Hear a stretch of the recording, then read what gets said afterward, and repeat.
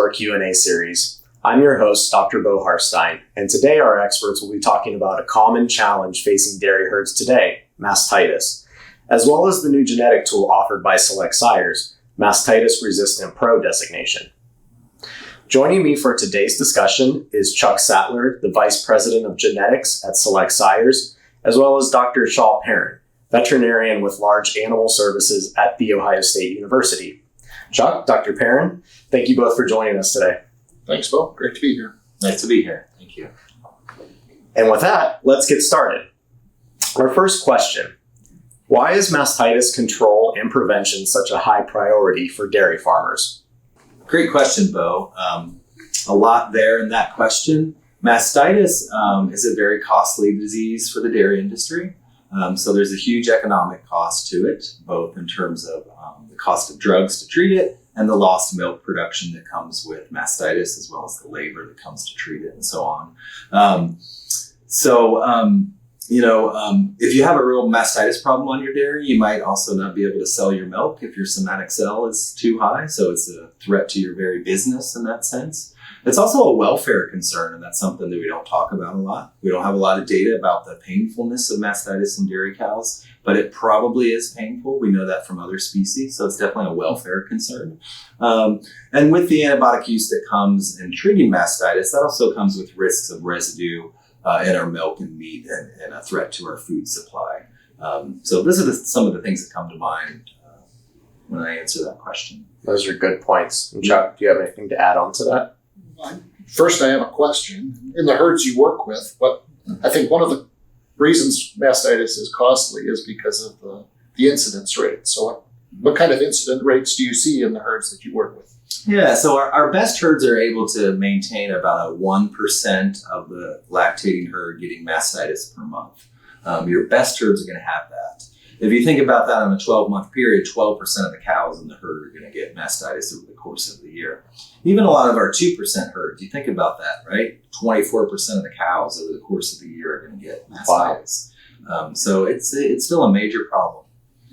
Yeah. And the other point that I think we need to bring out is that with the greater use of beef bulls and the stricter culling of our heifer inventories, we certainly are going to see reduced replacement rates going forward. And as we get more lactations on our cows, mastitis is certainly one of those conditions that's more of a challenge as cows get older. So as we're working with more older cows, I think we need to pay a little more attention to reducing mastitis and controlling it in the herd. Absolutely. The longer a cow milks, the older she is, the more she milks, the greater her risk for mastitis. So that's a really good point. Those are all good points to frame the discussion, in the next questions we have. And so with that, question number 2 is, what is the cost of mastitis on the farm? And that's both financially and what about other factors we're not always thinking about? Yeah, so a number of studies have tried to quantify the cost of a case of mastitis. And that can go anywhere from $150 to $350. Let's just run an example number. Let's say you have a 1,000 cow herd with that 1% infection rate. So over the course of a year, you're going to have 120 cows with mastitis. And if we slap $200 on that, that's $24,000 a year like that. And in that cost, of course, again, is the cost of the drug and the labor and the lost milk that we have to dump, as well as the lost milk throughout the lactation for every case that you get. So it's pretty severe. It's a very costly disease. It's good perspective. Yeah. And Chuck, anything to add? Yeah, I think there are some hidden costs as well. I think we recognize that the cows that get mastitis are harder to get pregnant after struggling with the disease. So that delays pregnancy, and there's certainly costs to that. And then there's the whole risk of culling or dying, even from the disease that contributes to the cost of infections. Excellent point. And cows get called. Number one reason is usually for repro. This is where our friends at Select come in handy. But mastitis is often going to be the second or third most common reason for a cow to go to slaughter. And of course, cows can die from mastitis as well. So there's a risk of death too. Yeah, absolutely. Yeah, and those are really good points. But another thing that folks think about are subclinical mastitis cases. And so what are the problems with that for dairy producers? Yeah, so subclinical high somatic cell counts with normal milk. This can cost producers money from the processors who buy their milk. There's often a tiered pricing system. So the more subclinical you have, the less you're going to get paid for your milk. And those cows are also going to give less in their lifetime and in that particular lactation. So those are some of the costs of subclinical that I see. What about you, Chuck?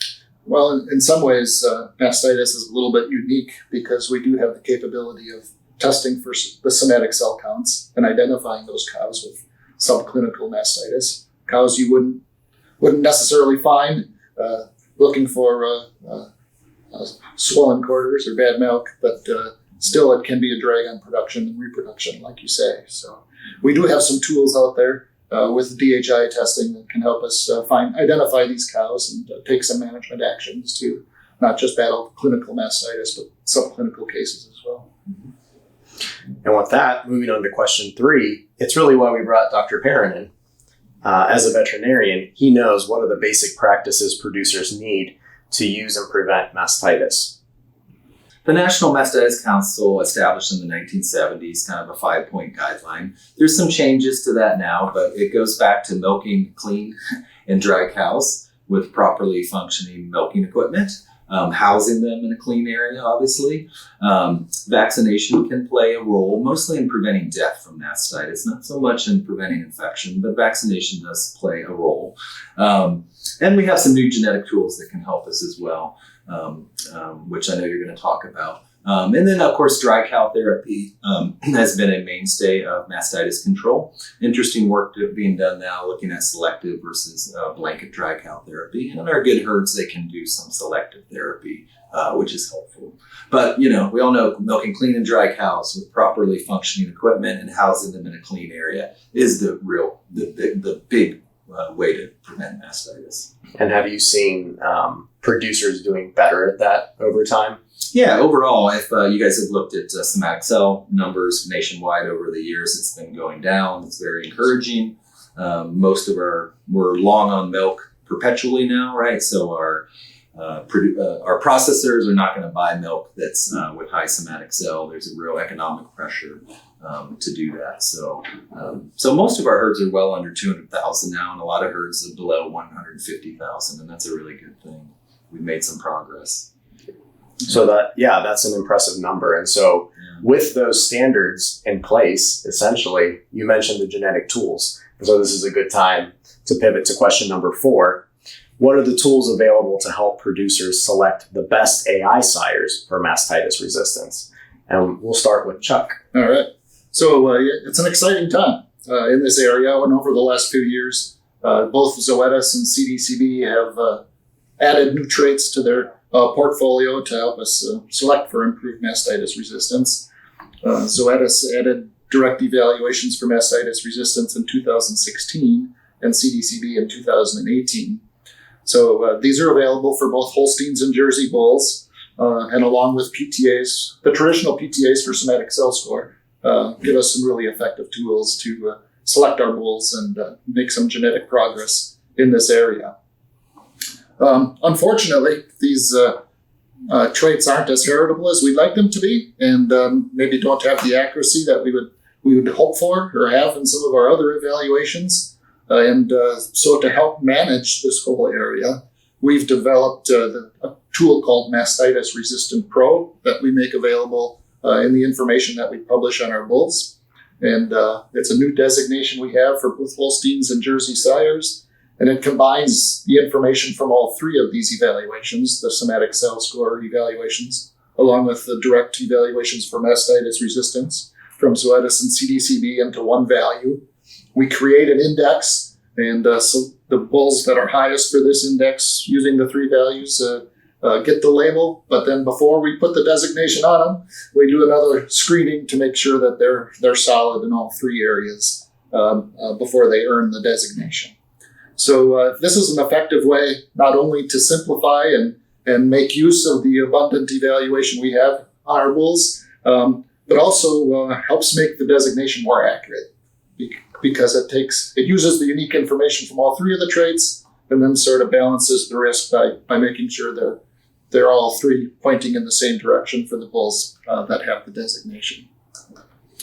So we can look at a couple example bulls, and I like to use Passat and Duke in my educational talks because they're both really good bulls, but differ in a lot of ways. And in this case, the Passat bull is a little higher for PTA, the CDCB evaluation for mastitis resistance, and for the Zoetis mastitis resistance evaluation. They're very similar for their somatic cell score evaluations, and actually Duke is a little more favorable, a little lower for the somatic cell score evaluations. But in this case, Passat earns the Mastitis ResistantPRO designation because he's better than breed average in all three areas, and it's really quite exceptional for the CDCB PTA for mastitis resistance. Duke, an outstanding production bull, lots of good reasons for using him, but just around breed average for all of the traits regarding mastitis resistance, and so it doesn't earn the Mastitis ResistantPRO label.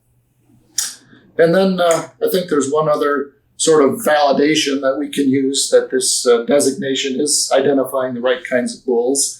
So if you look at the bulls that have earned the designation and look at the average, the Holstein bulls with the designation are going to improve mastitis by 2.7 percentage points, or actually reduce the incidence of mastitis. So if your herd is in that 20% incidence range, the Mastitis ResistantPRO bulls would be more in that 17% of incidence range. The designation is effective in the Jerseys as well, not quite as strong because we don't have the variation within the Jersey breed, the number of bulls to sort through, but still comes up with a group of bulls that are above a better than breed average in all three of these mastitis resistance measures. So an exciting new tool. I think this designation, again, is a go-to piece of information you can go to if you really want to focus on looking for bulls that are definitely going to deliver mastitis resistance improvement. I think also effective tools are using some of the general selection indexes like HHP dollars and DWP dollars that put a heavy emphasis on these health traits, particularly mastitis resistance. And using those general indexes, you can be comfortable you're going to be moving your herd in the right direction in this area as well. That's great. I'm learning a lot even during this Q&A, about what's behind this designation. And there's a lot of designations out there. And so ones with science behind them that has then been validated, that's an important factor. And that's really one of the purposes of having these designations is there's just a lot of information out there, and anything we can do to simplify and make something easily recognizable is going to help the users focus in on the right kinds of bulls. And that's what we're attempting to do with Mastitis ResistantPRO. Perfect. And with that, we're going to head on to our last question. I like this question a lot because it takes us out of some of the more technical aspects and, ask something that every producer wonders. What would the farm look like if I didn't have to deal with mastitis at all? Boy, wouldn't that be a wonderful world? Yeah. That would be awesome. You wouldn't have a hospital pen. You would save so much labor. You wouldn't lose so much milk. Your pharmacy bill would be a lot less. You'd have a lot less risk of residue in your milk from antibiotics. So many wonderful things. It'd be better for the welfare of the cows. It's probably wishful thinking. We've only ever eradicated 2 diseases in the history of humanity.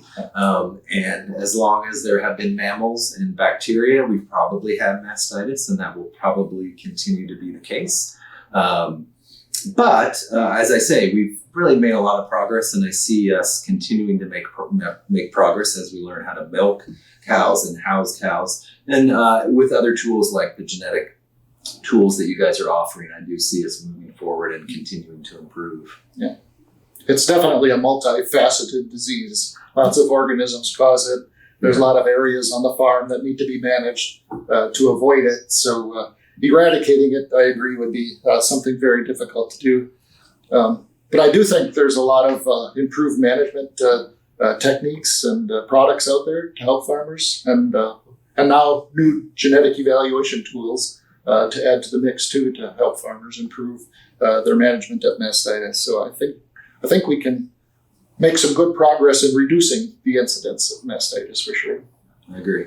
Great answers. Yeah, it's a tool in the tool belt to chip away from a different angle, Absolutely. at a problem that is common.